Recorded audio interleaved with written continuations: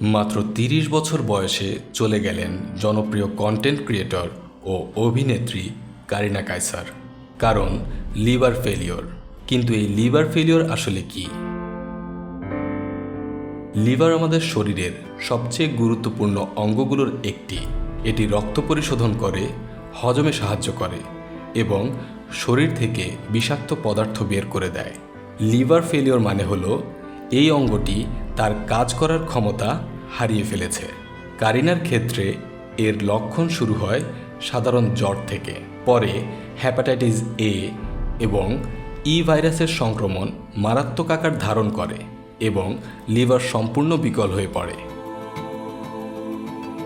এই পরিণতি এড়াতে আমাদের কিছু সতর্কতা মেনে চলা জরুরি। বিশুদ্ধ পানি পান করুন, বাইরের অস্বাস্থ্যকর খাবার এড়িয়ে চলুন, হ্যাপাটাইটিসের টিকা নিন এবং জ্বর বা শরীরের সংক্রমণের লক্ষণ দেখা দিলে দেরি না করে চিকিৎসকের কাছে যান। কারিনার অকাল মৃত্যু আমাদের মনে করিয়ে দেয় সুস্বাস্থ্য কতটা মূল্যবান।